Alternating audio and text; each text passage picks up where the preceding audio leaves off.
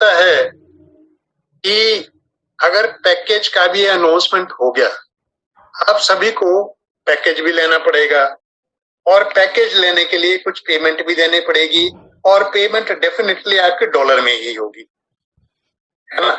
अब ऐसा है, जब शुरू में हमने ऑन पैसिव में कदम रखा तो उस टाइम जो $97 देने होते थे आपको, उसके लिए आपका या तो स्पॉन्सर के पास अगर कार्ड है या किसी का कार्ड मैनेज किया तो उस कार्ड से ही पे करते रहे।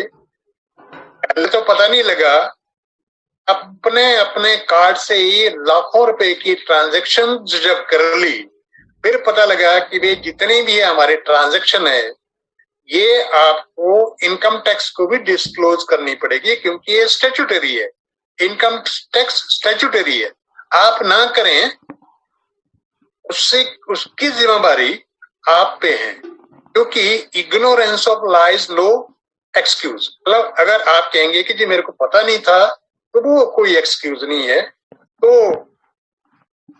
मैंने सुनने में तो नहीं आया किसने टैक्स दिया हो, परंतु मैंने अपने एक वेबिनार में भी बताया था कि इस पे जिन्होंने ऐसा किया वो जरा ये ध्यान रखें कि उनको शायद 30% इनकम टैक्स भी इस पे देना पड़ेगा।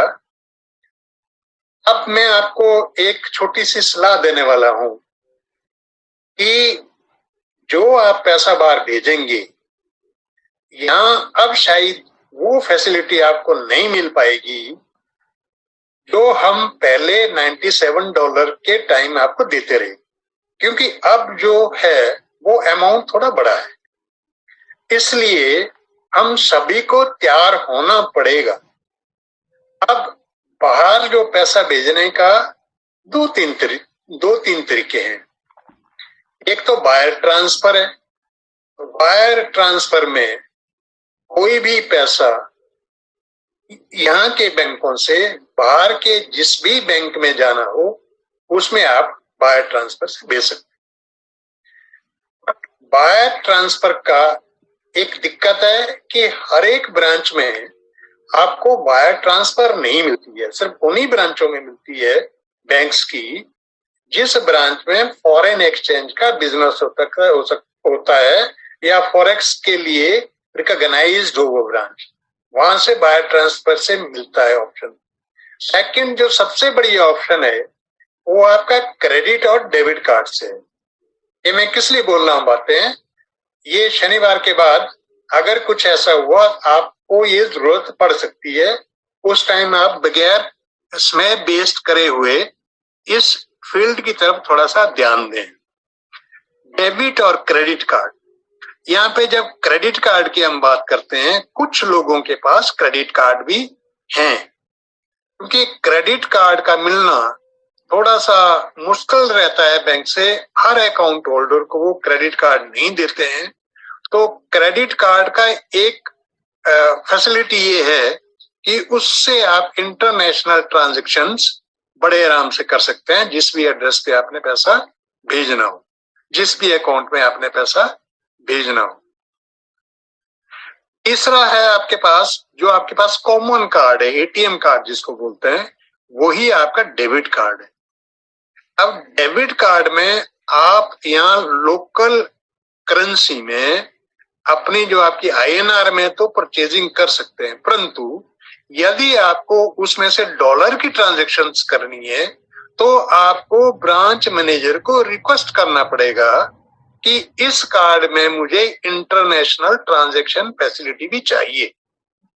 मैं क्यों बोल रहा हूं ये, जिनके पास भी जो एटीएम कार्ड है या जो डेबिट कार्ड है जिस भी बैंक का है, वो अपने ब्रांच में पता कर लीजिएगा कार्ड का कि आपके कार्ड में क्या इंटरनेशनल ट्रांजैक्शन फैसिलिटीज हैं कि नहीं है। अगर नहीं है तो कृपया ब्रांच मैनेजर को अप्लाई कर लीजिए, क्योंकि इंटरनेशनल ट्रांसफर फैसिलिटी के लिए भी 10-15 दिन बैंक लेता है। कई कार्ड्स में, जैसे जिसके पास रुपी कार्ड होगा, उसमें इंटरनेशनल ट्रांसफर फैसिलिटीज अमूमन नहीं होती है।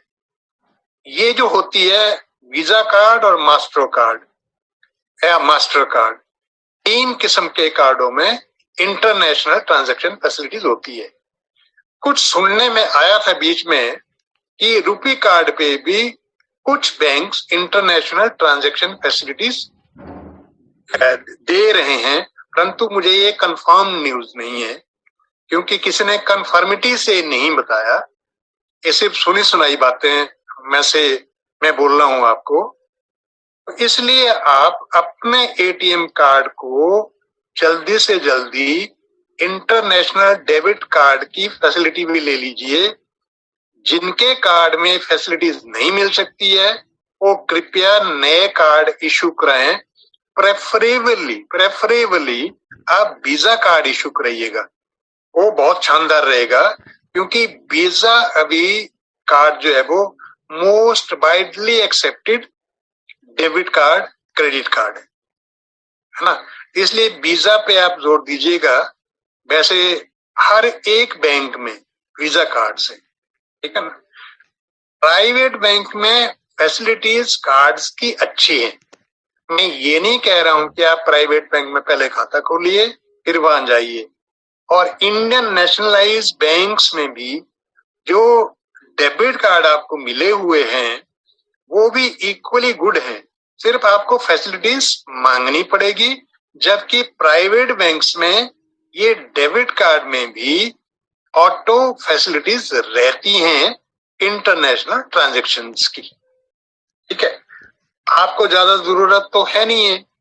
$50,000 की भी 50,000 इक्वल टू मतलब international facilities equivalent to 50,000 INR भी आपको मिल जाए तो आपका काम इससे आसानी से पैकेज का लेना देना अपना हो जाएगा।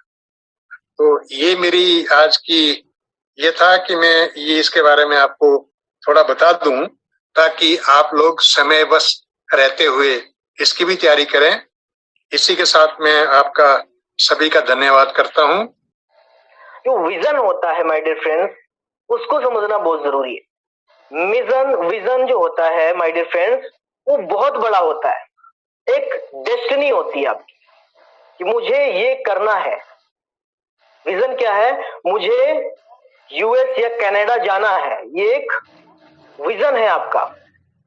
ये एक विजन है कि मुझे 10 सालों के अंदर कनाडा शिफ्ट करना है, या फिर मुझे 10 सालों के अंदर 5 सालों के अंदर मुझे दुबई शिफ्ट करना है, या फिर मुझे मुंबई के अंदर एक अच्छा सा घर लेना है। ये आपका एक विजन है। हालांकि छोटे शब्दों में बता रहा हूँ, विजन बहुत बड़े होते हैं। विजन छोटे शब्दों में बता रहा हूँ, विजन बहुत बड़े होते हैं। और जब आप विजन विजुअलाइज करते हो, विजन मीन्स विजुअलाइज करना। आपने एक थिंक सोचा है, अपने दिमाग में कुछ सोचा है और बहुत बड़ी चीज सोचते हो और जो उसको ठान लेते हो उसको बोलते हैं विजन। और मिशन किसको बोलते हैं? जब व्हाट और व्हाई जब आपका क्लियर हो जाता है और जब उस विजन के आप छोटे छोटे टुकड़े कर देते हो। व्हाई मीन्स आपको वो क्यों करना है और व्हाट आपको कैसे करना है। तो वो क्या करना है आपको और कैसे करना है, हाउ, व्हाट, व्हाई, हाउ। जब 3 चीज क्लियर होती है तब आपका मिशन बनता है। और जब विजन को आप छोटे छोटे टुकड़ों में बांट देते हो तब आपका मिशन बनता है।